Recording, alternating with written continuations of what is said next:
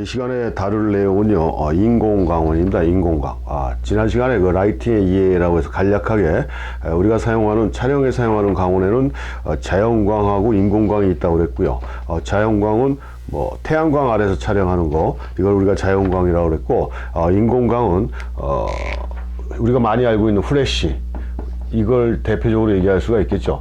디지털 사진에 와서는 이제 후레쉬 요거 하나, 전자 후레쉬, 일렉트릭 후레쉬 요거 하나가 가장 이제 대표적인 인공 광원인데, 그 전에는 뭐 후레쉬 벌브라는 것도 있었고, 그다음에 뭐 또 플러드 램프라고 이렇게 백열등인데 사진 전용으로 나온 좀 이렇게 앞에가 납작하고 이렇게 생긴 그 플러드 램프라는 것도 있었고요. 뭐 아주 사진 초창기에는 우리가 옛날 영화들 이렇게 뭐 서부 영화나 이런 거 보게 되면 이렇게 빵 터지면서 불꽃이 튀면서 연기가 쭉 나는 이런 마그네슘 파우더라는 게 뭐 이런 것도 있었고, 그래서 다양한 종류의 뭐 이런 인공 광원들이 사용이 됐고, 전 시간에도 말씀드렸는지 모르겠지만 그런 인공 광원은 그 자연광과 똑같은 효과를 만들어내기 위해서 많은 사람들이 부단히도 노력을 많이 해왔고, 지금도 그런 과정이 진행되고 있다라고 이렇게 볼 수가 있는데, 뭐 결론적으로 말씀드리면 요즘 사용하는 전자 후레쉬 같은 경우는 자연광하고는 똑같지가 않습니다. 굉장히 경직된다고 그랬잖아요. 후레쉬 광원이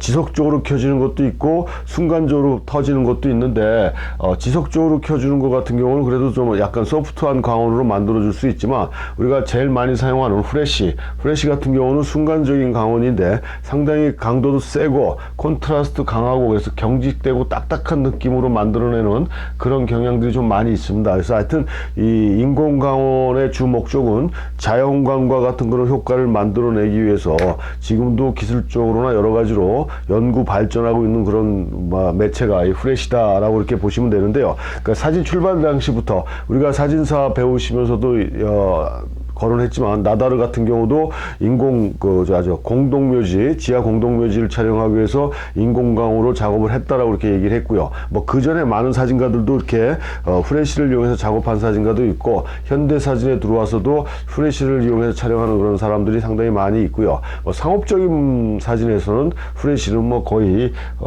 꼭 사용해줘야 되는 그런 그 라이팅이 장비다라고 이렇게 얘기할 수가 있는 거죠. 그래서 하여튼 이 인공 광원을 썼을 때 가장 우리가 최종적인 목적은 자연광과 같이 좀 부드럽고 자연스러운 분위기로 재현할 수 있는 그런 그 효과를 만들어내는 게 이 인공 광원의 가장 최종 목적이다라고 이렇게 볼 수가 있고요.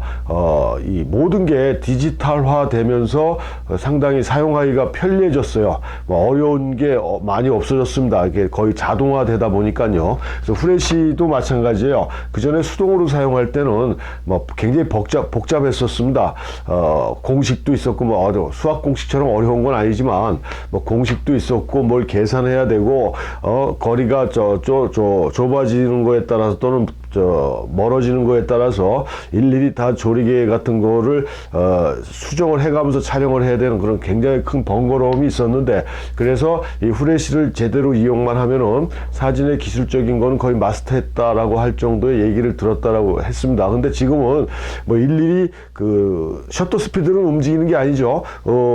후레쉬 그 동조 촬영 강의할 때 말씀드렸지만, 후레쉬 사용할 때는 특별한 목적이 있지 않는 한 동조 타임에 딱 고정을 해놓고 촬영을 하는 거라고 얘기를 했습니다. 동조 타임의 셔터 스피드는, 그래서 뭐 250분의 1초면 250분의 1초, 125분의 1초면 125분의 1초 이렇게 정해져 있는 동조 타임에 고정시켜 놓고 촬영을 하는 게 가장 일반적인 방법이고, 그 노출은 뭘로 조절했냐면은 조리개 가지고 조절을 했거든요. 거리에 따라서. 그래서 이 수동 같은 경우 그렇게 일일이 계산해가면서 조리개를 변경해가면서 촬영을 했었는데, 요즘은 모든 게 다 이렇게 자동화 돼가지고 이런 또 번거로움까지도 없어졌습니다. 물론 지금도 수동으로 작업을 하려면 이런 과정을 거쳐야 되겠지만, 아무튼 전반적으로 봤을 때는 좀 이렇게 편리성이 굉장히 강화됐다 이렇게 볼 수가 있고요. 그 인공광의 그런 특성을 따지자면은, 알아보면은 광선의 밝기라든가 콘트라스트, 색온도 등을 사전에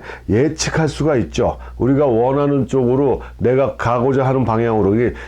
자연광 같은 경우는 날씨가 맑은 걸 원하는데 뭐 갑자기 구름이 낀다든가 비가 온다든가 해가지고 그런 상황들이 깨질 수가 있지만, 인공광 인공광원 같은 경우는 그 자신이 그 밝기나 콘트라스트라든가 그다음에 색깔, 컬러 바란스도 사전에 예측할 수가 있다. 그래서 예측할 수가 있다는 건 뭐겠습니까? 그만큼 내가 원하는 대로 조정이 가능하고 원하는 대로 결과물을 그 자연광에 비해서 잘 만들어낼 수 있다라는 얘기하고도 같은 얘기고요. 그 다음에 촬영 장면 중에 피사체 어느 한 부분에만 조명이 가능하죠. 스포트라이트 같이. 그다음에 피사체에 발생하는 그 그림자, 그 광원이 들어오면 이 그림자가 생기지 않습니까? 지금도 그 이 화이트보드 쪽에 이렇게 그림자가 발생하는 것처럼 인공광을 쓰게 되면 그림자가 발생하는데 그림자가 하나일 수도 있고 여러 개일 수도 있다는 얘기예요. 등을 많이 쓰다 보면 여러 개의 그림자들이 나오죠. 우리가 그 축구 경기라든가 이런 거 야간 경기할 때 보면요, 그 조명이 켜지면은 막 그림자들이 한 사람에서 나오는 그림자들이 여러 개가 되는 걸 보지 않습니까? 그런 것처럼 그 그림자는 여러 개일 수도 있다. 하지만 자연광 그림자가 하나죠. 태양이 두 개가 아닌 이상 촬영 목적에 따라 광원의 종류와 수를 마음대로 조절할 수가 있다. 라이팅이 하나가 필요할 수도 있고 두 개가 필요할 수도 있고 세 개가 필요할 수도 있고 뭐 거기에 따라서 보조광으로 반사판이나 또 다른 라이트를 써야 되는 상황도 생길 수가 있고 해서 이 자연광에 비해서 굉장히 극적인 효과를 용이하게 표현할 수 있고 인위적이고 주관적인 광선이 인공광이다 이렇게 얘기할 수 있다는 얘기입니다. 그러니까 이 얘기를 들어보면 사진가가 표현하고자 하는 주관적인 상황으로 재현하기가 자연광에 비해서 훨씬 더 편리하다라는 얘기겠죠. 그래서 우리가 이 인공광원이라는 게 꼭 스튜디오에서만 촬영할 때 사용하는 것이라고 또 착각하시는 분들도 있는데 그 야외에서 촬영할 때도 이 인공광원들을 상당히 많이 이용합니다.